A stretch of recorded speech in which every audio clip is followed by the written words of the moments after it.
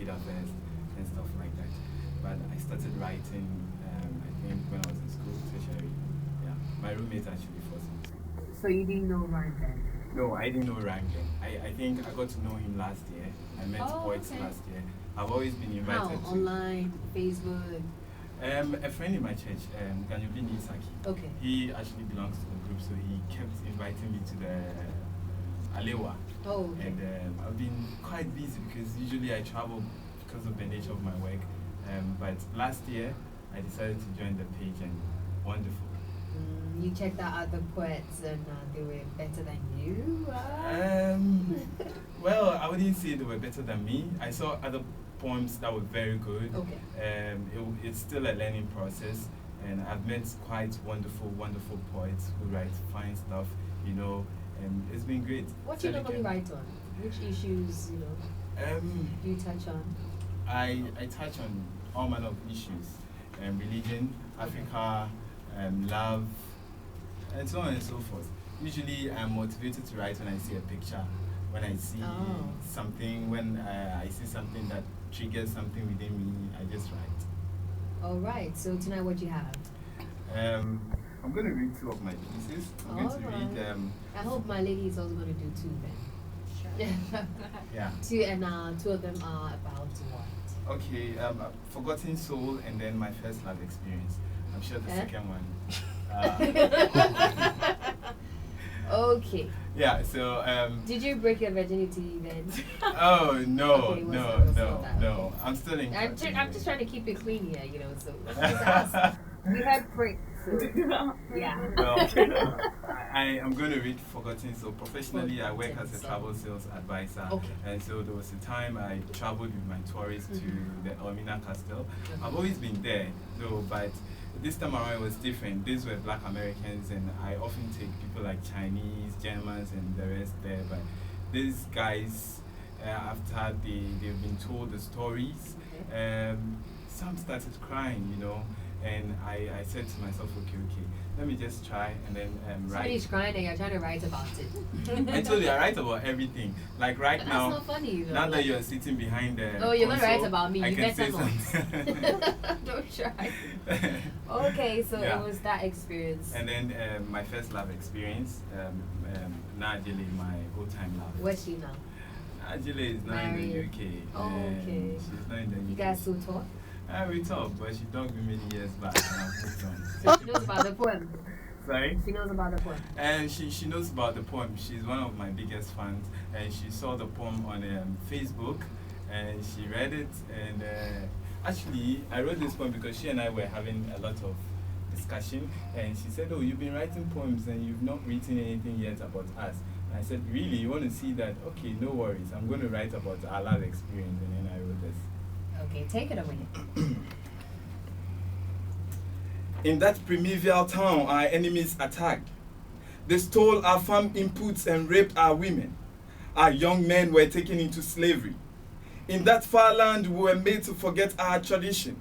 We were made to speak foreign language because they did not understand ours. Our culture, our heritage, our identity as a people sank under the eyes of those tyrants and selfish shepherds. A rich history, yet untold. A brave community, yet forgotten. The love evaporated. Trust vanished. Anger, resentment, and greed became the order of the day. We have now been given foreign names. Simpson, Caroline, Wellington, Richardson, Davis, Richter, McCarthy. What happened to our traditional names? Names given to us by our forefathers. Bentum, Naache, Bedua, Apintin, Adibleku, Bajaku, Ayariga.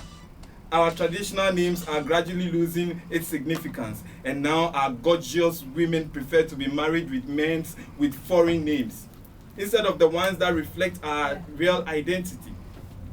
We're bound in chains and shackles, like animals ready to be taken to the altar for the final sacrifice.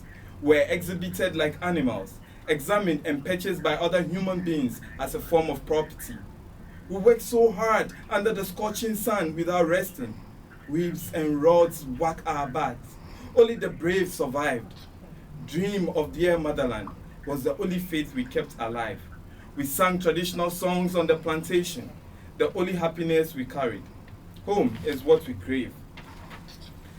It's okay if we lost our precious minerals due to our own naivety. But did we have to lose our roots and place of origin as a people? We now look back to dear motherland with our heads bowed down. Ow, ow, ow, we cry. What has happened to our beloved town? We are slapped so hard in the face. Is it our fault we welcomed the stranger with both hands? Is it our fault we gave him water from the calabash to wet his dry throat? Isn't it tradition? But we fail to realize that behind those smiles were ulterior motives to steal our rich minerals, rape our gorgeous women, and throw the rest of us into slavery. Beat the gong and let's tell our story. We are no more naive, for our dirty faces have been washed, and our depleted confidence is now restored. I am the voice of the lost brethren. I am the voice of the loner. I am the voice of the marginalized. I am the voice of our motherland. I am the forgotten soul, to the lost and forgotten soul. Sierra Leone, Liberia, Ghana, and the rest. Okay, the second one, right? Yeah. Well, the second one is my first love experience, Nigeria, my old-time love. And I'm sure that, well, let me go ahead. It was in the early days of our lives we met. She was so beautiful, my eyes could not stop admiring. My heart kept beating every time it sensed her good looking approaching. But we were too young to give full meaning to the love language. Years passed, time kept flying, we lost contact. The memory of our past will languish with us. Some way, somehow, fate found us and brought us together. We have now grown so big and sweet. We glitter at each other's presence. We were ready to do a recap of where we left off. We laughed and joked about our past. We talked about our heydays at the National Theatre.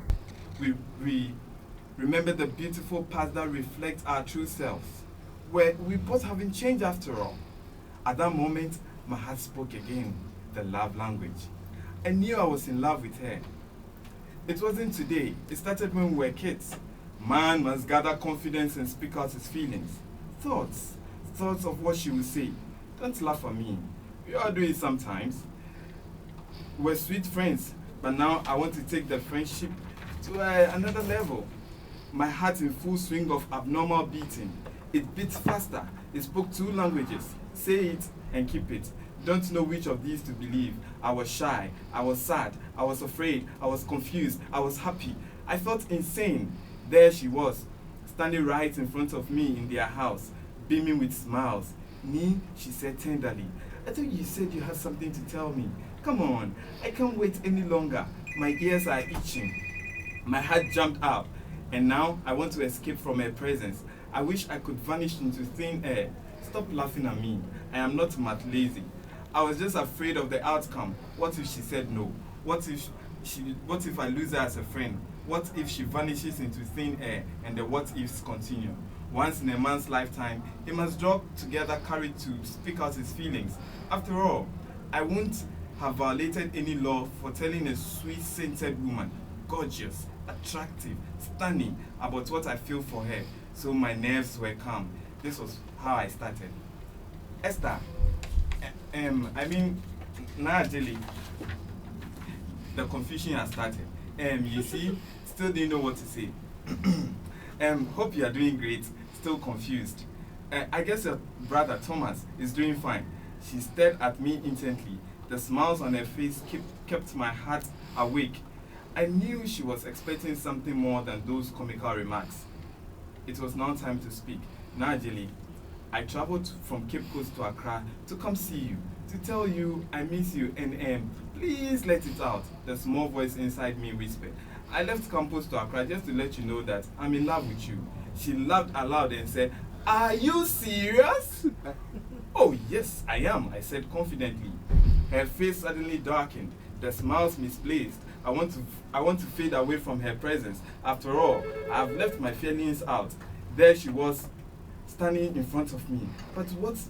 I wanted to vanish into thin air again, but I didn't have that special magic. How long have you felt this way towards me? The next question to answer.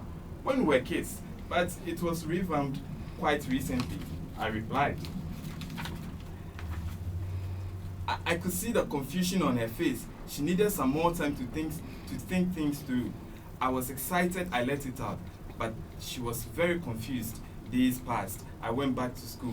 We enjoyed chit-chatting on the phone, but the answer to my request was still hanging. She mentioned in one of our conversations she might be traveling, but didn't say when. She was a nursing student. I was a tourism student. The beauty of having a friend you know and love kept my mind awake in school. School was on recess. I arrived in Accra, left my things unpacked, borrowed money from my old girl, picked a cab to Banana Inn to see the woman that has taken my heart hostage. I kept banging at their gate. I go! I go! I go! Waiting in anticipation to see her fine-looking face and present her with my first gift. Her brother, Thomas, opened up. Hey, where have you been? It's been a while, was the question he asked. The only interest I had was to see her face. I wanted to see the woman that makes my heart beat. She was all I cared about. Where is Nii-Ayi? I inquired from Thomas. I saw the shock on his face. My breath is not catching up with me properly. I knew something was wrong. Where is she? I asked again. Didn't she tell you she was traveling? My face dropped dead at once. I felt a sharp heartache. I almost fainted. She left for the UK without saying bye-bye. Was that why she didn't give any reply to my proposal? Why did she keep my heart awake? I left her house depressed. My gift was a bonus for the cab driver. My face drenched in pool of tears. I know it hurts, but I felt more relieved. Why? My feelings have been made lucid to her. I walk with my chest out, ready to move on, ready to open myself up to happiness. I still remember her looks, her smiles, her beauty, her mannerism. My first love story, the one I have kept furtive over the years. Nii-Ayi, my old-time love.